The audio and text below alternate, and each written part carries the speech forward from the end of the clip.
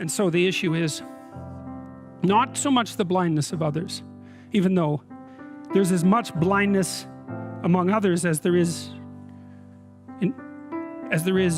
for you. But the issue here, the advice here, the description here is you should be concerned about what's interfering with your own vision first. And you should leave other people the hell alone in relationship to that. And so if your mode of being in the world is, if you would just act better, things would improve for me, or if you identify the evil and the catastrophe as something that's outside, that someone else needs to fix, or that someone else is responsible for, then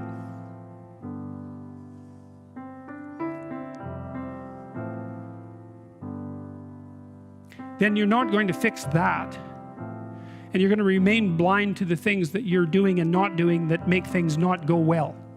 And so it's just better to think, all right, I'm probably blind in many, many ways.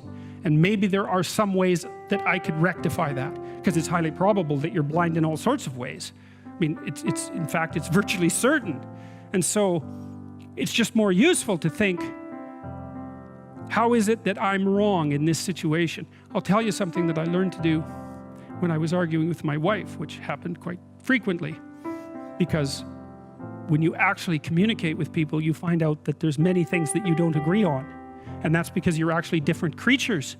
And so if you're actually going to have a truthful conversation, then you're going to find out that you don't see things the same way. And then you can either pretend that that's not the case and gloss over it and then end up in a 30-year silent war, or you can have the damn fight when you need to have it and see if you can straighten it out.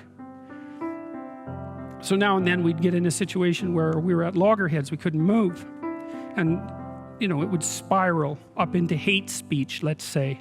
Because, yeah, everyone laughs because they know they manifest plenty of hate speech towards those they love. So one of the things we learned to do was, when we hit an impasse, was to separate and to go our own ways and to go sit and think, okay, look, we're at this unpleasant situation. We can't figure out how to move forward.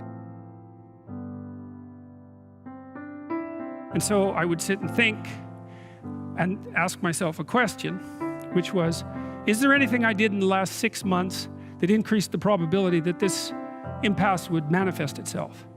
And I'll tell you, you have no idea how fast your mind will generate an answer to a question like that, because there's undoubtedly some idiotic thing that you did, that you know, that you remember, that increased the probability that you're going to have your hands around the throat of the person that you love.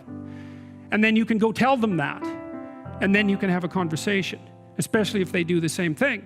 Say, look, you know, here's how I'm an idiot in this situation. And the other person says, well, yeah, here's how I'm an idiot. And then you're two idiots, and then maybe you can have a conversation.